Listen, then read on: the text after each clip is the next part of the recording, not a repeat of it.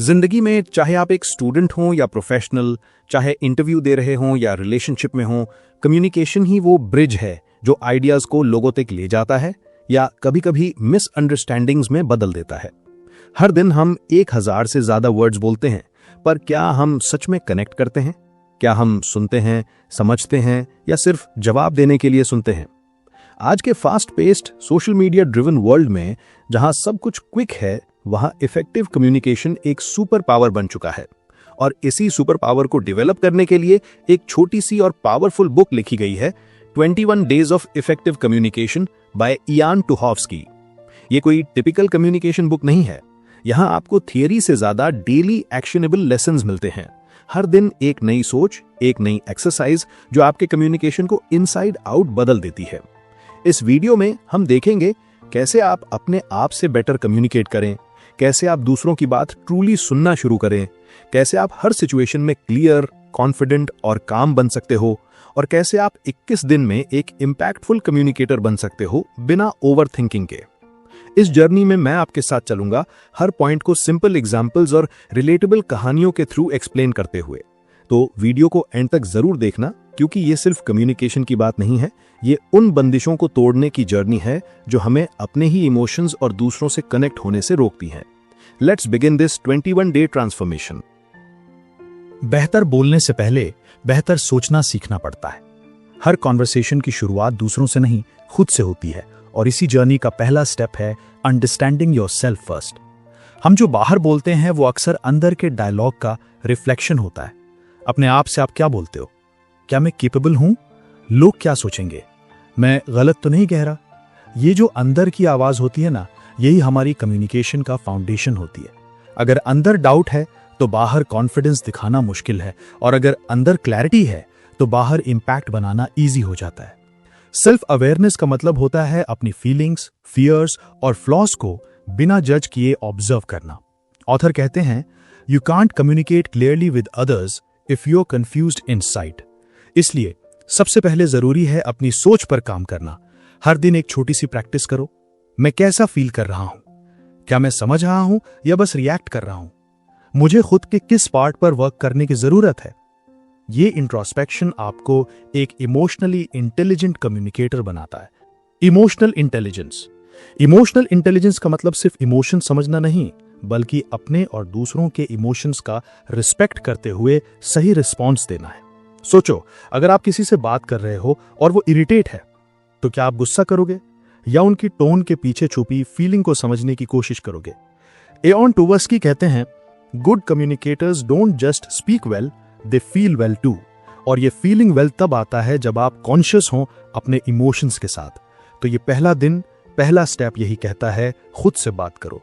Notebook उठाओ और लिखो, आज मैंने किससे बात की और कैसा फील किया? क्या मुझे अपनी टोन या रिएक्शन पर रिग्रेट है? मुझे अपने अंदर क्या चेंज करना है?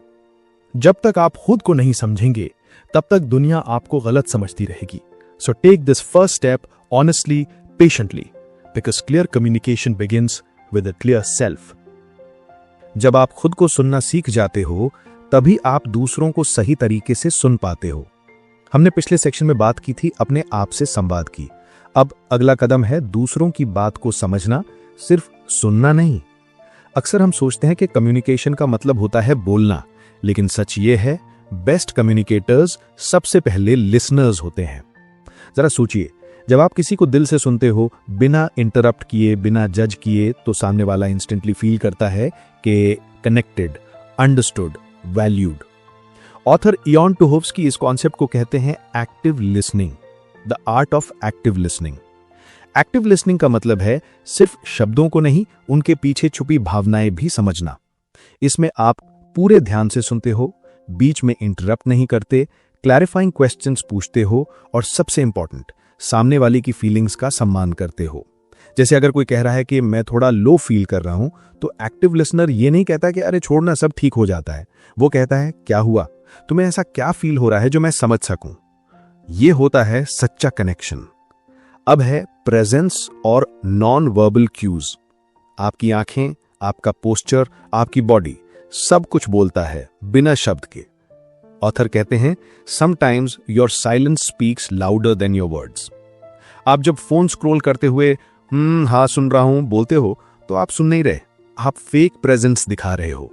ट्रू प्रेजेंस तब होता है जब आप अपना फोन साइड में रखते हो, आई कांटेक्ट बनाए रखते हो और सिर्फ सुनने के लिए सुनते हो, जवाब देने के लिए नहीं। यही तो असली रिस्पेक्ट होती है। अब देखते हैं कॉमन लिसनिंग मिस्टेक्स। आपको पता है हम सब सुनते हैं लेकिन गलत तरीके से। कुछ कॉमन गलतियां: मल्टीटास्किंग व्हाइल लिसनिंग, जल्दी कंक्लूजन पर पहुंचना, हर बात का कंपैरिजन करना, हाँ मेरे साथ भी ये हुआ था, फिक्स करने की कोशिश करना बिना पूरा समझे। कभी कभी सामने वाले को सॉल्यूशन नहीं चाहिए होता, सिर्फ एक कान चाहिए होता है जो उनकी बात बिना तोड़े, बिना जज किए सुन ले। जब आप किसी को ऑनेस्टली सुनते हो तो वो इंसान आपको अपने दिल के करीब महसूस करता है, और यही कम्युनिकेशन का असली मैजिक है। वर्ड से नहीं, अंडरस्टैंडिंग से कनेक्शन बनाना। आपके लिए चैलेंज ये है कि आज के दिन किसी एक व्यक्ति को पूरी अटेंशन के साथ सुनिए। No phone, no judgment, no hurry, सिर्फ सुनो और देखो क्या फर्क पड़ता है। बिकॉज जब आप सुनना सीख जाते हो तब दुनिया आपको सुनने लगती है। अब सुनना एक कला है पर बोलना भी एक जिम्मेदारी। पिछले सेक्शन में हमने जाना कि किस तरह से सुनना, समझना और कनेक्ट करना कम्युनिकेशन का बेस है।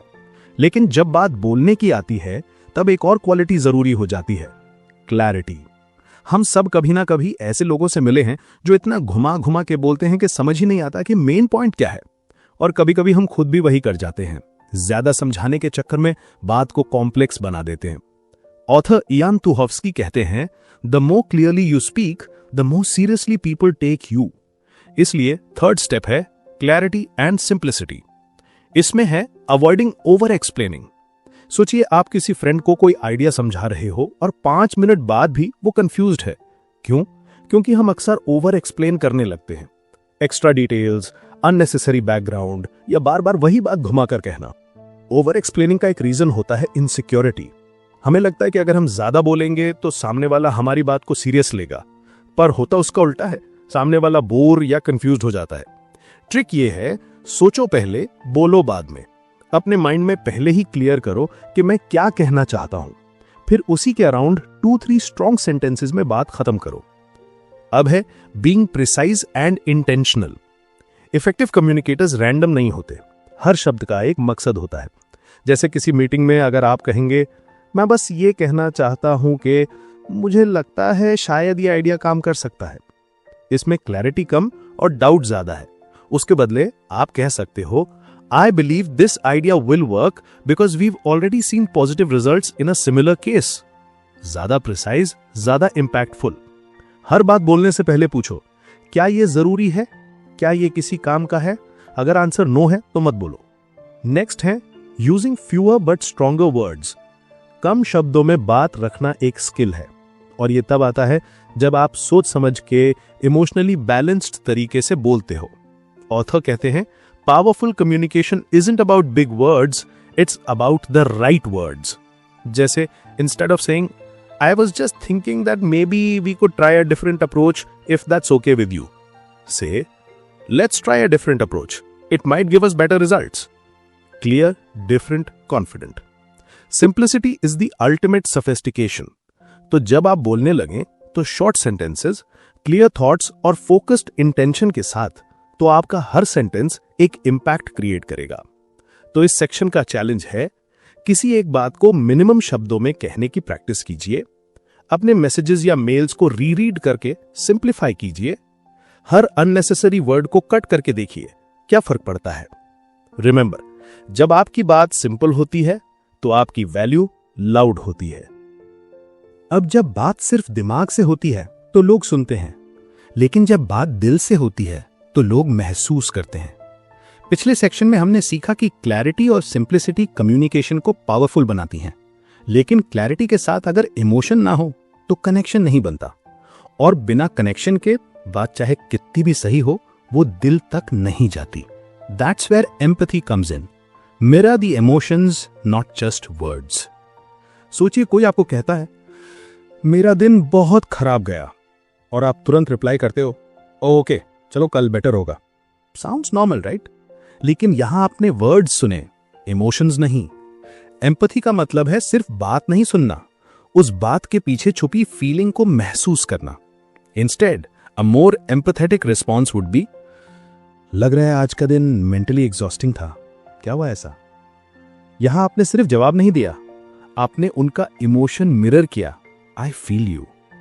ऑथर कहते हैं empathy is not about fixing someone's problem, it's about standing beside them while they feel it. Next है how to develop empathy in conversation. Empathy सीखी जा सकती है, ये एक डेली प्रैक्टिस है। Observe before you reply. जब कोई कुछ कह रहा हो तो बस 5 सेकंड के लिए रुको, समझो उनकी टोन, एक्सप्रेशन, इमोशन क्या कह रहे हैं। Respond, don't react.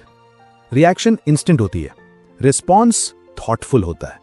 Empathetic response slow होता है लेकिन इंपैक्टफुल होता है। Use softening language. Instead of saying you are wrong, say I see it differently, can we explore both sides. Put yourself in their shoes. सोचो अगर मैं इस situation में होता तो मैं क्या महसूस करता।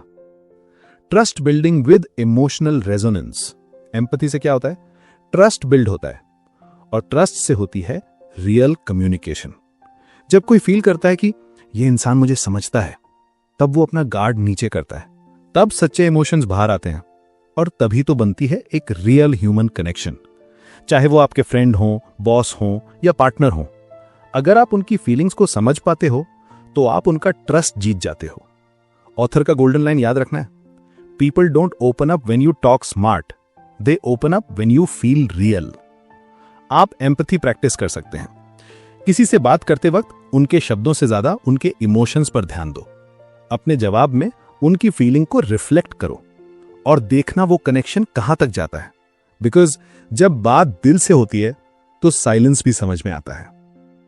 कुछ बातें कहने की जरूरत नहीं होती, उनका असर आंखों से होता है। एम्पैथी और इमोशनल कनेक्शन की बात करते हुए हमने समझा लोग तभी ओपन अप करते हैं जब वो फील करते हैं कि आप जेन्युइनली उनसे कनेक्ट कर रहे हो। लेकिन ये कनेक्शन सिर्फ शब्दों से नहीं होता, वो आपके बॉडी लैंग्वेज, आपकी टोन और आपके जेस्चर्स से होता है।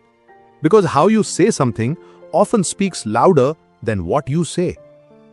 अब बात करते हैं बॉडी लैंग्वेज एंड टोन पर। आपके वर्ड्स एक मैसेज भेजते हैं, लेकिन आपका टोन और बॉडी लैंग्वेज उस मैसेज को या तो स्ट्रॉन्ग बनाता है या वीक। इमेजिन किसी ने आपको कहा I am really happy for you, लेकिन वो आंखों में देख ही नहीं रहा, टोन फ्लैट है, बॉडी थोड़ी स्टिफ है। क्या आप मानोगे कि वो सच में खुश है? ऑथर कहते हैं your non verbal behaviour is always speaking even when your mouth is not. इसलिए जब आप किसी से बात करें, अपने शोल्डर्स रिलैक्स्ड रखें, बॉडी ओपन रखें और टोन में वार्मथ हो, जैसे आप सच में समझना चाहते हो। अब देखते हैं हाउ यू से समथिंग वर्सेस व्हाट यू से। वर्ड्स इंपॉर्टेंट है, लेकिन डिलीवरी उससे भी ज्यादा पावरफुल होती है। एक ही सेंटेंस ले लो, मैं तुमसे बात करना चाहता हूं। अगर आप गुस्से में तेज टोन में बोलते हो, यह थ्रेट लगेगा। अगर सॉफ्ट और काम टोन में बोलो, यह इनविटेशन लगेगा। Same words, different impact. क्या फर्क था? कैसे कहा गया। इसीलिए कम्युनिकेशन सिर्फ जुबान से नहीं, पूरी बॉडी से होता है। ऑथर का सिंपल रूल है, before speaking align your body, tone and intention, controlling facial expressions, posture etcetera. हम जैसे ही किसी से मिलते हैं, हम उनके वर्ड से पहले उनका फेस और पॉस्चर स्कैन करते हैं। आपका फेस एक इमोशनल कैनवस है और लोग उस पे हर माइक्रो एक्सप्रेशन को देख लेते हैं। तो अगर आप बोर्ड हो लेकिन फेक स्माइल दे रहे हो, तो सामने वाला पकड़ लेगा। अगर आप इंटरेस्टेड हो लेकिन आई कांटेक्ट नहीं बनाते, तो लगेगा आप इग्नोर कर रहे हो। आप क्या कर सकते हो? Facial relaxation. मिरर के सामने खुद से बात करो, देखो एक्सप्रेशंस नेचुरल हैं या फोर्स्ड। Eye contact. हर कॉन्वर्सेशन में आंखों में आंखें डालकर बात करो। Posture check. स्ट्रेट, ओपन और कॉन्फिडेंट पॉस्चर रखो। फोल्डेड हैंड्स या मोबाइल देखना अवॉइड करो। Voice practice. अपने टोन को मिरर में प्रैक्टिस करो। क्या आपका बोलना एंग्शियस लगता है या क्लियर? आपकी बॉडी, आपकी वॉइस, आपका फेस, सब कुछ मिलकर एक कहानी कह रहे होते हैं। तो सोचिए, आप कौन सी कहानी कह रहे हो? तो आपके लिए सिंपल एक्सरसाइज है, मिरर के सामने बैठो और किसी एक टॉपिक पर 1 मिनट बोलकर अपना बॉडी लैंग्वेज ऑब्जर्व करो। रिकॉर्ड करो अपनी वॉइस और उसकी टोन पे ध्यान दो। और नेक्स्ट टाइम जब आप किसी से बात करो, बॉडी, टोन और वर्ड्स को एक लाइन में लाओ, बिकॉज जब आपका नॉन वर्बल कम्युनिकेशन सिंक में होता है तब आप बिना बोले भी लोगों से कनेक्ट कर पाते हो। अब आपका एक्सप्रेशन जितना क्लियर होता है, आपका स्ट्रेस उतना कम होता है।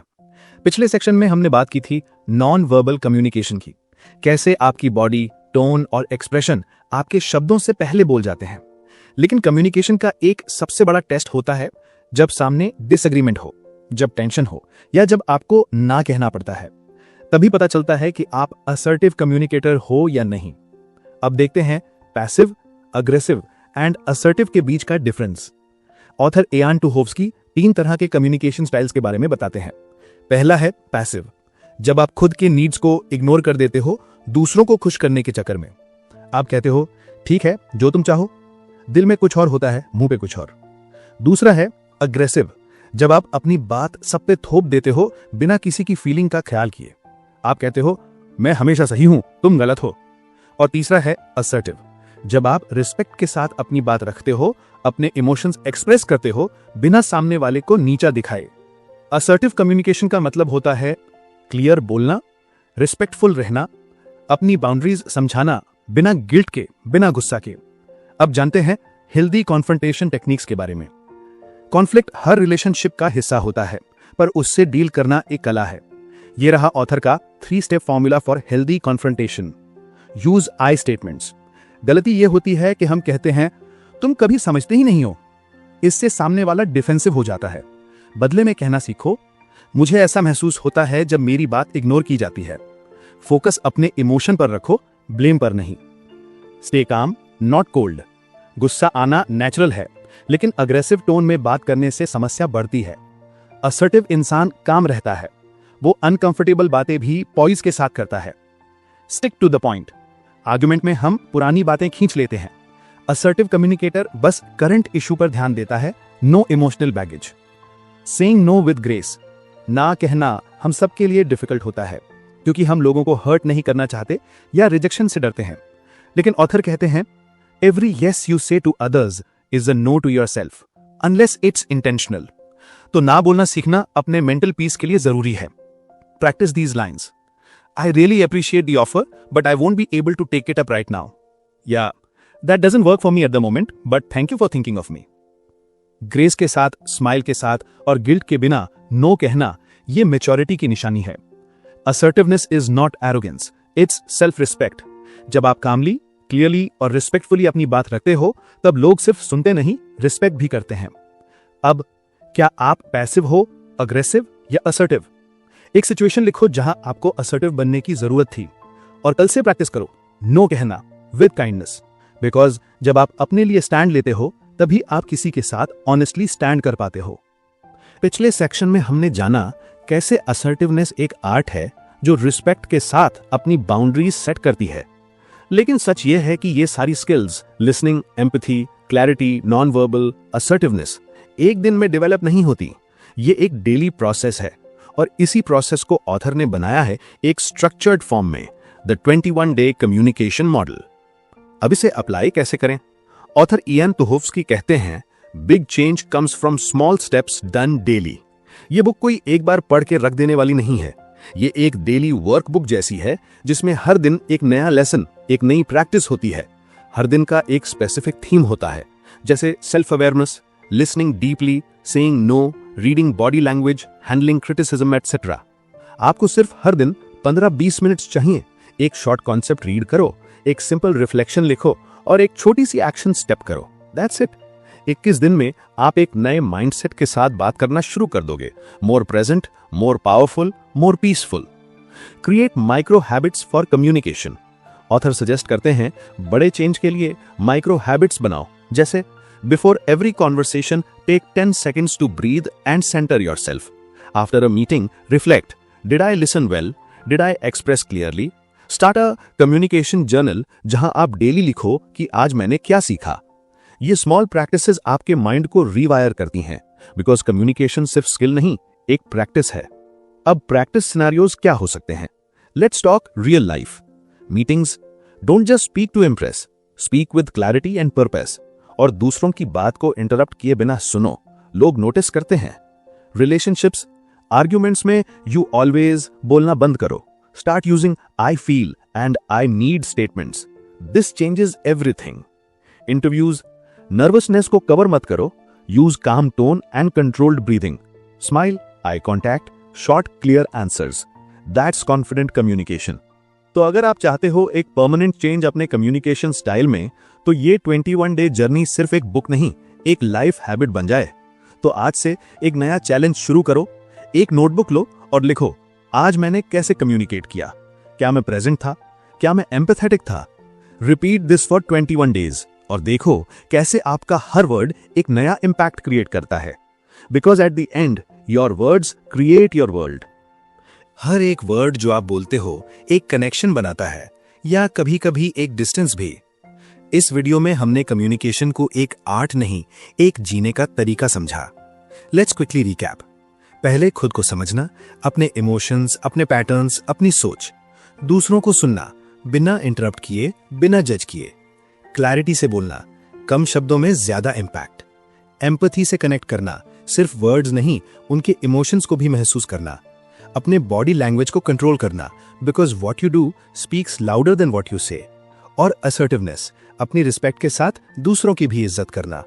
फिर आई बात प्रैक्टिस की, स्मॉल डेली एक्शंस जो आपको हर दिन बेटर कम्युनिकेटर बनाते हैं।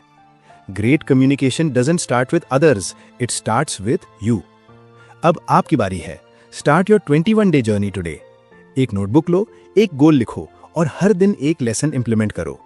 अगर आप इसे प्रैक्टिस करोगे तो कम्युनिकेशन सिर्फ एक स्किल नहीं, आपकी सुपर पावर बन जाएगी।